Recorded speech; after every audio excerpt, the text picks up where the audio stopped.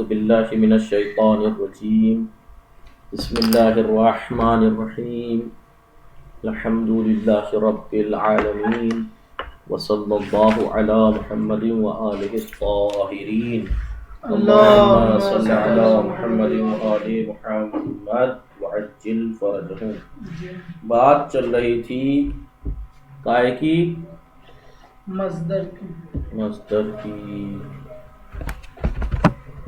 مصدر کی قسموں میں ہم نے گنایا کس کس کو؟ مصدر اصلی کے بارے میں گفتگو کی، پھر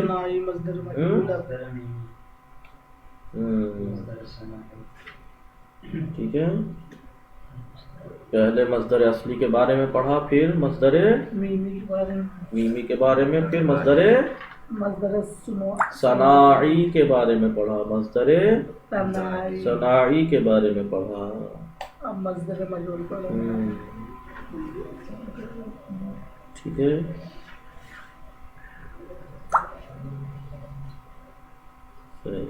مصدر صناعی کے بارے میں کیا پڑھا تھا ہم نے کل؟ مصدر صناعی جی اس کے آخر میں یا مشددہ ہوتا بڑھا دیتے. تعریف جس کے مصدر صناعی کلمۃ لہا معنی المصدر، ایک ایسا کلمہ ہے جس کے معنی مصدر والے ہوتے ہیں وہ اور بنایا جاتا ہے وہ کیسے؟ اسم کے آخر میں یا مشددہ تاخیر میں، اور کسی بھی اسم سے بنتا ہے یہ. ٹھیک ہے،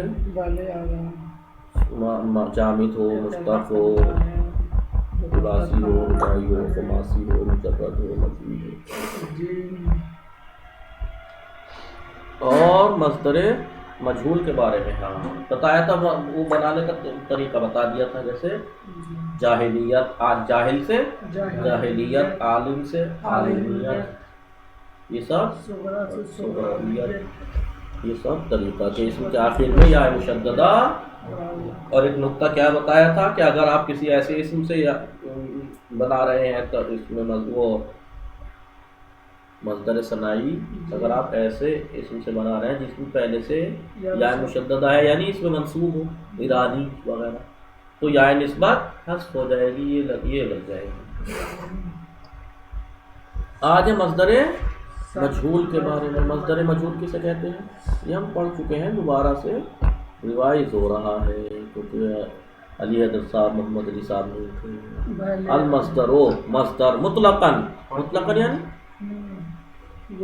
یعنی مصدر مطلقاً یعنی چاہے وہ ثلاثی کا ہو، اصلی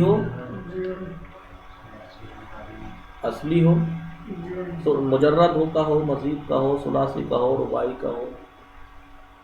اور یہاں پر اگر انہوں نے مطلقاً کہا ہے تو مصدر جو ہے وہ اصلی بھی ہو سکتا ہے. قد یکون مصدر لفعل معلوم، کبھی وہ اپنے فعل معلوم کا، قد یکون کبھی ہوتا ہے وہ مصدر لفعل معلوم، لفعلہ اپنے فعل معلوم کا مصدر ہوتا ہے. کبھی وہ مصدر جو ہوتا ہے کبھی اپنے فعل معلوم کا ہوتا ہے.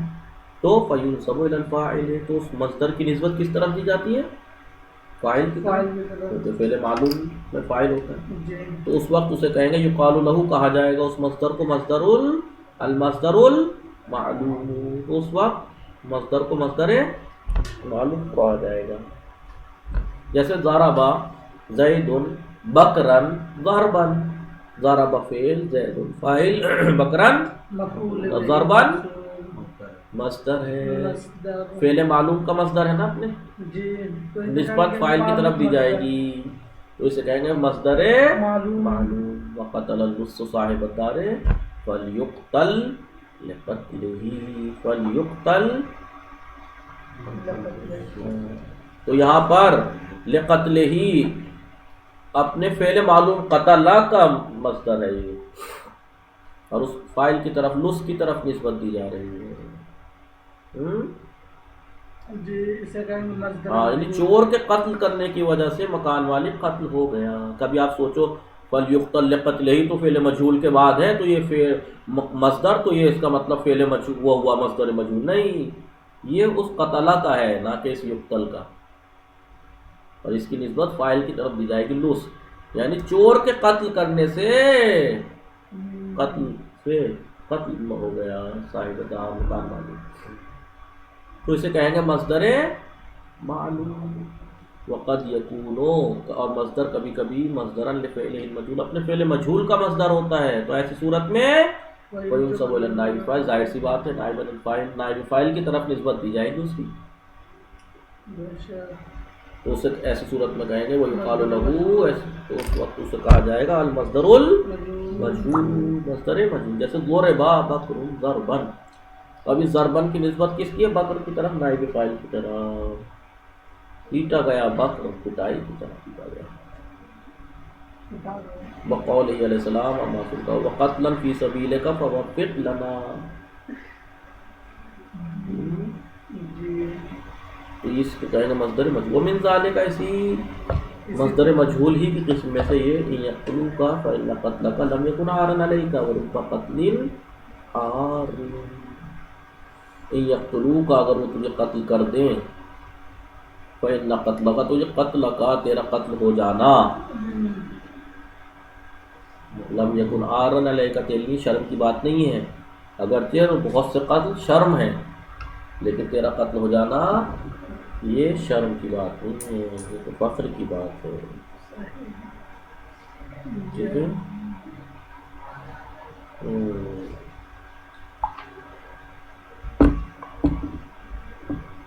ھذا، یہ بات یاد رکھیے، وقت ظہرا، یہ بات ظاہر ہو گئی اوپر مثالوں سے، کیا؟ ان المعلوم والمجہول من المصدر یتشابہان لفظا، معلوم اور مجہول جو مصدر ہے، دیکھیے وہاں پہ بھی کیا تھا؟ ضرب زید بکرا ضربا، وہاں بھی ضرب تھا، ضرب بکر ضربا میں بھی ضرب ہی ہے، یہ بات تو ظاہر ہو گئی کہ لفظ میں تو ایک صحیح ہے، مصدر معلوم بھی اور مصدر مجہول بھی، لیکن یختلفان فی المعنی والاستعمال، لیکن معنی اور استعمال میں مختلف ہیں، لفظ میں تو ایک سے دکھ رہے ہیں آپ کو لیکن معنی میں الگ ہیں، وہاں پر معلوم کے معنی ہے یا مجہول کے، اور استعمال وہاں پر نسبت فاعل کی طرف دی جا رہی ہے، نائب فاعل کی طرف، دونوں معنی الگ الگ ہیں، دونوں کا معنی الگ ہے، ضربن کے معنی ہے مارنا، اس کے معنی پیٹنا ہے، ضرب بکر ضربا، بکر پیٹا گیا پٹنے کی طرح، پٹنا، تو وہی مصدر معلوم، لفظ میں ایک ہیں لیکن معنی اور استعمال میں۔ وقت یکون المصدر بمعنی اسم المفعول، کبھی کبھی مصدر جو ہوتا ہے اس میں مفعول کے معنی میں ہوتا ہے، مصدر ہے لیکن معنی کیا ہے مفعول کے؟ کتاب، کتاب مفعول، یعنی اس کا مطلب کیا ہے؟ یعنی مکتوب، لکھی ہوئی، نہ کہ کتاب، کتاب مصدر ہے لیکن مصدر میں معنی کا ہے کہ مفعول کے۔ ومن ذالک، اسی مثال سے ہے، اسی باب سے ہے معصوم کا یہ قول فی الدعاء، دعا میں، والخلق کلہم عیالک، خلق یہاں پر مصدر ہے لیکن معنی کیا ہے؟ مخلوق، کلہم عیالک، پروردگار تیرے عیال ہیں، مخلوق تیری فیملی، تو یہاں پر خلق کے معنی کیا ہے؟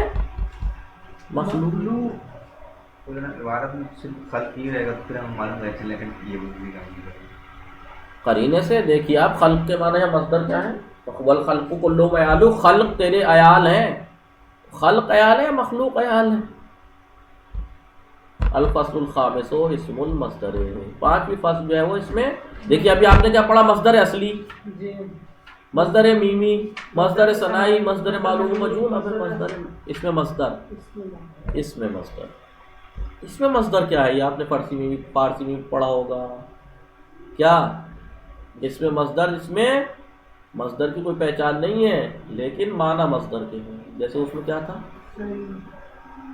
پیروزی، کامیاب ہونا، پیروزی، اس طریقے کے الفاظ کیا ہیں؟ اس میں مصدر کہلاتے ہیں فارسی میں، جن میں مصدر کے معنی ہے لیکن دن تن نہیں ہے اس میں، صحیح، تو اس میں مصدر وہو کلمتون، عربی میں دیکھیں اس میں مصدر وہ کلمہ ہے تدل علی حاصل میں معنی المصدر والنتیجہ،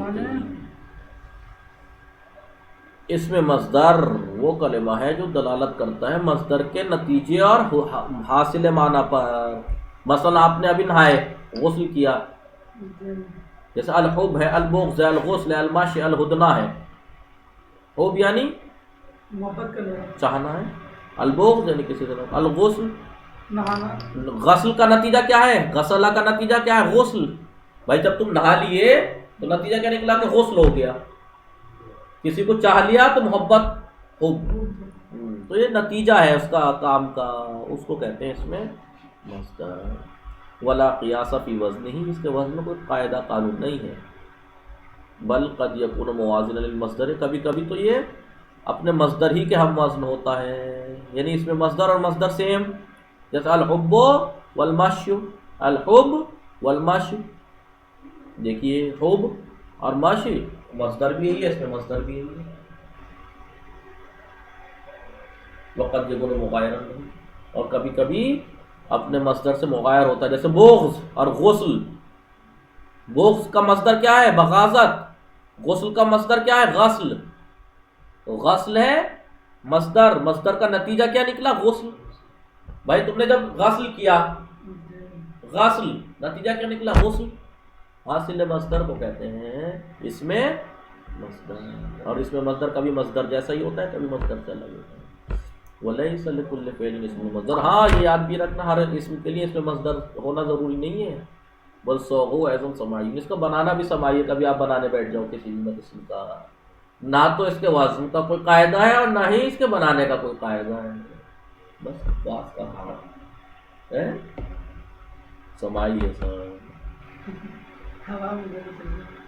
اس میں مصدر، بس یہ یاد رکھو، اس میں مصدر نتیجہ مصدر کو کہتے ہیں، حاصل مصدر کو کہتے ہیں.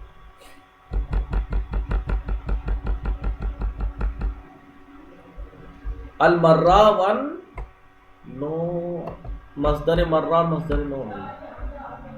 المرہ ون نو،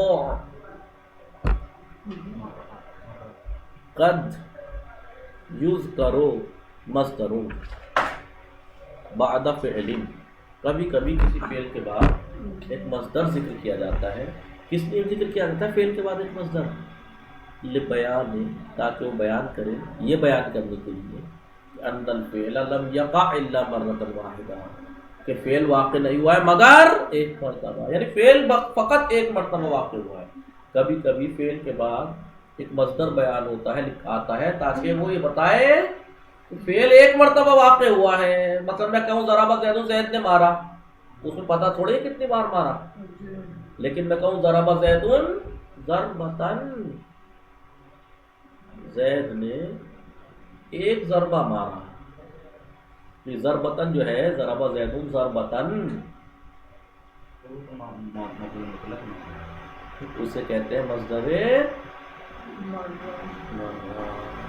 ایک مارا. یا ضربتین، دو بار مارا، ضربتین. یا یہ کہ وہ فعل کے بعد مصدر آتا ہے کس لیے؟ تاکہ وہ فعل کی نوعیت بیان کرے، فعل کی نوعیت، کہ کیسے انجام پایا فعل. ٹھیک ہے، مثلا ضربہ محمد علی ضربہ یاسین صاحب، محمد علی نے یاسین صاحب کی طرح مارا، ضربتا یاسین صاحب، محمد علی نے یاسین صاحب کی طرح مارا. یا یہ کہیے مثلا جلسہ زید جلسۃ الامیر، بادشاہوں کی طرح بیٹھا مثلا زید، تو یہ جلستن، جلسۃ الامیر، جلستا، جلسہ ہے نہیں، اسے کہتے ہیں مصدر نوعی، مصدر مرہ.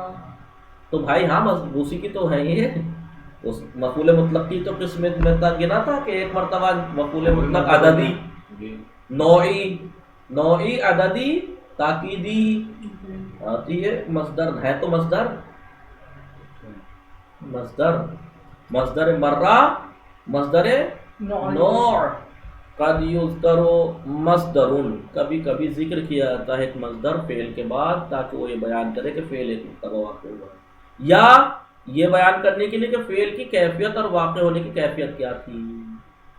قد یذکر، کبھی کبھی ذکر کیا جاتا ہے مصدر بعد فعل، مصدر فعل کے بعد لبیان، تاکہ بیان کرے ان الفعل، کہ فعل لم یقع واقع نہیں ہوا الا مرتن واحدۃ، مگر ایک مرتبہ واقع ہوا. او یا وہ آتا ہے لبیان نوع الفعل، فعل کی نوعیت بیان کرنے کے لیے مصدر، وہ کیفیت وقوعہ ہی، اور اس فعل کے واقع ہونے کی کیفیت کو بیان کرنے کے لیے. تو مصدر جو فعل کے بعد آتا ہے دو وجہوں سے آتا ہے کبھی کبھی، یا تو اس کو بیان کرنے کے لیے کہ ایک مرتبہ واقع ہوا ہے، یا اس کی کیفیت کو بیان کرنے کے لیے۔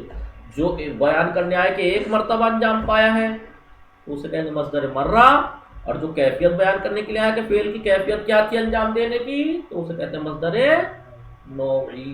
فالاول پہلا مصدر مرہ، یبنا من الثلاثی المجرد، یبنا بنا معلوم ہے، یبنا مجہول ہے، بنایا جاتا ہے ثلاثی مجرد سے، علی فعلتن، فعلتن کے وزن پہ بنایا جاتا ہے، جیسے ضربہ ضربتن، اس نے اس کو مارا، ضربتن ایک ضربہ یعنی ایک مرتن، ثلاثی مجرد سے فعلتن کے وزن پہ، ومن غیرہ اور غیر ثلاثی مجرد سے علی مصدر الاصلی، اسی فعل کے مصدر اصلی کی پہ آئے گا بے زیادت، مقصد یہ ہے کہ بے زیادت قائم فی آخری، اس کے آخر میں تے بڑھا دیں گے۔ مثلا باب افعال کا مصدر کیا ہے؟ اکرام، اکرامۃ۔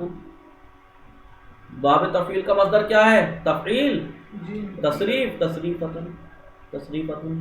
اچھا ثلاثی مجرد سے تو فعلتن کے وزن پہ، غیر ثلاثی مجرد سے جس فعل کا بھی آپ بنانا چاہ رہے ہیں اسی فعل کا مصدر پہ جائیے اور آخر میں تے اور ہے وہ لگا دیجیے، تے آخر میں، ثلاثی مزید کر دیجیے۔ وہی غیر ثلاثی مجرد میں ثلاثی مزید اور رباعی مجرد رباعی مزید سب آ جائیں۔ دہرجتہ، مثلا دہرجہ یدہرج دہرجتن، دہرجتہ دہرجتن، ایک مرتبہ ہوتا ہے، تو اسی کے مصدر کے آخر میں تے بڑھا دیجیے۔ لیکن آگے دیکھیں، ثلاثی مجرد سے فعلتن کے وزن پہ، غیر ثلاثی مجرد سے اسی فعل کے مصدر اصلی کے آخر میں تا بڑھا دینے سے۔ والثانی، دوسرا یعنی کیا؟ مصدر فعل کے بعد آئے اس کی نوعیت بیان کرنے کے لیے، یعنی مصدر نوعی، یاتی من الثلاثی المجرد علی فعلتن، ثلاثی مجرد سے فعلتن کے وزن پہ آتا ہے، یعنی مصدر نوعی آتا ہے فعلتن کے وزن پہ، مصدر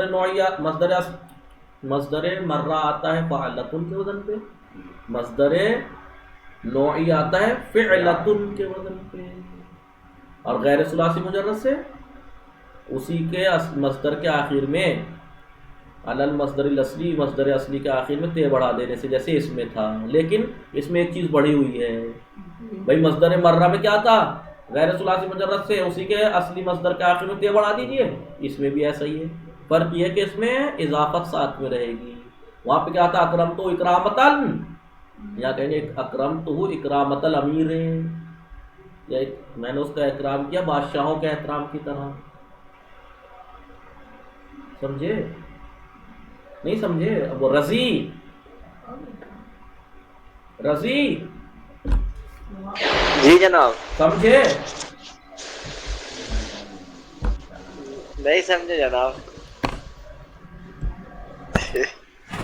دیکھیں، ڈسٹر دو، ڈسٹر دو، دیکھیں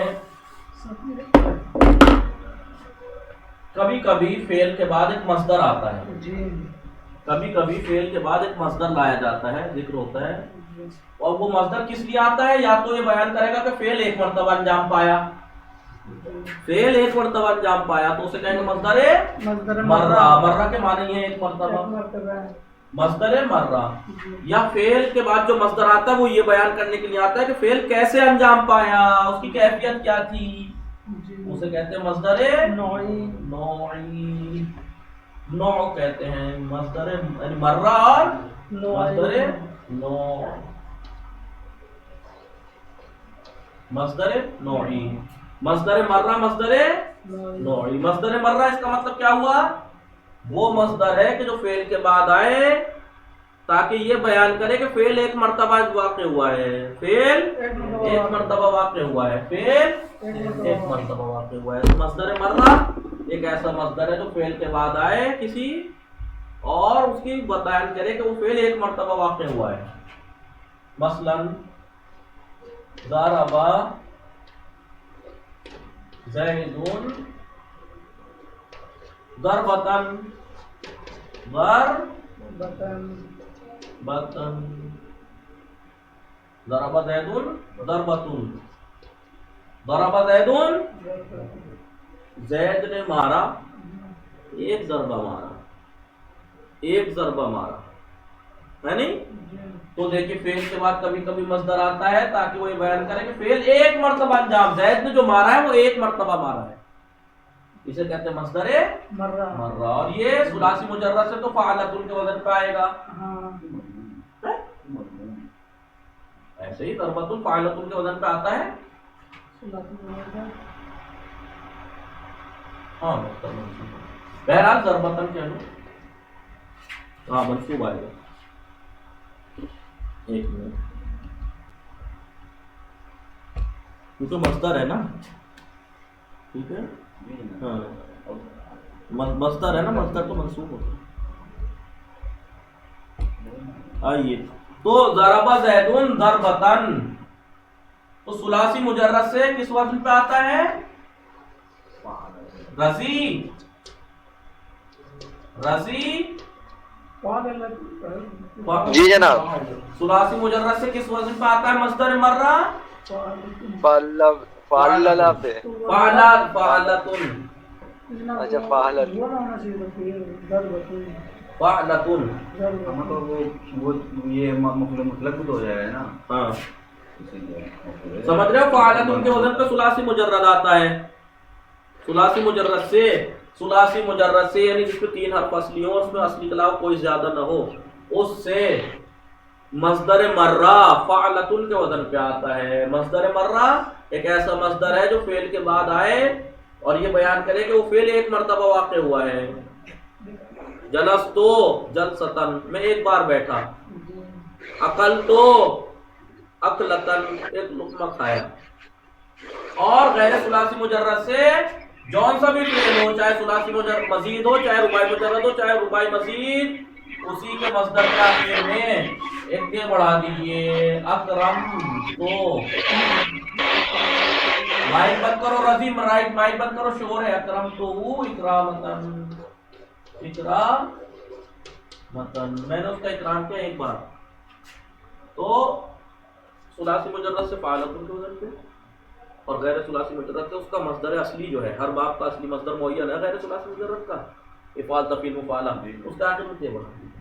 یہ تو تھا مصدر مرہ. ایک ہوتا ہے مصدر نوعی. مصدر نوعی فعل کے بعد ایک مصدر آتا ہے تاکہ وہ کیفیت بیان کرے کہ فعل کی کیفیت کیا تھی. جیسے جلستو جلستل امیر، جلستو جلستل امیری. تو یہ جلسہ ثلاثی مجرد سے کس وزن پہ آتا ہے؟ فعلتن کے وزن پہ آتا ہے. اے دیکھو ثلاثی مجرد سے فعلتن کے وزن پہ آتا ہے کیا؟ مصدر نوعی. مصدر نوعی ایک ایسا مصدر ہے جو فعل کے بعد واقع ہو اور فعل کی کیفیت بیان کرے واقع ہونے کی، کیسے واقع ہوا. مثلا جلستو میں بیٹھا، کیسے بیٹھا؟ جلسۃ الامیر، بادشاہوں کے بیٹھنے کی طرح بیٹھا. یہ مصدر نوعی کہلاتا ہے. مصدر نوعی ثلاثی مجرد سے فعلتن کے وزن پہ آتا ہے اور غیر ثلاثی مجرد سے مرہ ہی کی طرح آتا ہے. کیا؟ مصدر اصلی کے آخر میں تے بڑھا دیجئے. تو آپ کہیں گے پھر اس میں اس کی پہچان کیسے ہوگی؟ یہ مرہ ہے یا نوعی؟ غیر ثلاثی مجرد میں بھی، ثلاثی مجرد میں تو فعلتن اور فعلتن پہچان ہو رہی ہے، اس میں فا پہ زبر ہے، اس میں فے پہ زیر ہے. لیکن غیر ثلاثی مجرد میں آپ کہہ رہے ہیں مصدر اصلی کے آخر میں تے بڑھا دیں گے، تو پھر پہچان کیسے ہوگی؟ اضافت سے. کیونکہ مصدر نوعی میں ہمیشہ مصدر مضاف رہتا ہے. دیکھیے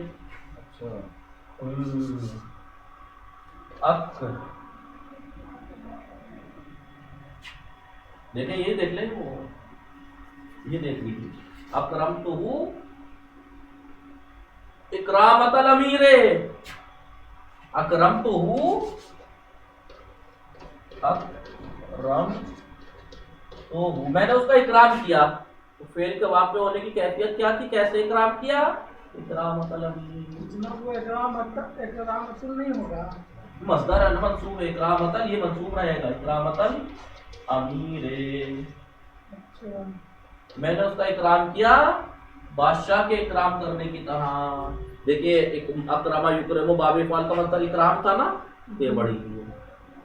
مصدر اکرام تھا، تے بڑی ہوئی ہے. تو اس میں فرق کیا ہے کہ یہاں مصدر خالی رہتا ہے ایک مرتبہ بتانے کے لیے، نوعیت بتانے کے لیے اضافت.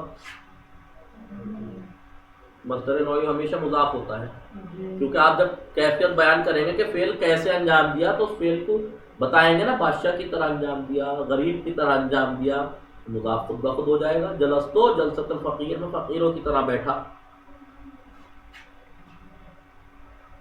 جلستو جلست الفقیر مثلا. تو یہ ہے مصدر مرہ اور مصدر نو. مصدر مرہ اور مصدر نو. ثلاثی مجرد سے مصدر مرہ فعلتن کے وزن پہ، اور مصدر نو فعلتن کے وزن پہ.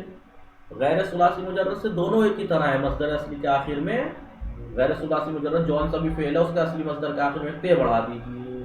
فرق یہ ہے کہ بس اس میں نیچے والا نو میں مرہ میں اضافت نہیں ہوتی، نوعی میں اضافت ہوتی. جناب اور مصدر جی مصدر مرہ مطلب مصدر مرہ ایک ایسا مصدر ہے جو فعل کے بعد آئے. اس کے بعد کیا تھا جناب؟ فعل کے بعد آئے اور یہ بتائے کہ فعل ایک مرتبہ انجام پایا ہے، ایک مرتبہ انجام پایا ہے. کیا ہوا؟ باقی انشاءاللہ کل پڑھائیں گے، ٹائم زیادہ ہو گیا. وصلی اللہ علی محمد وآلہ الطاہرین.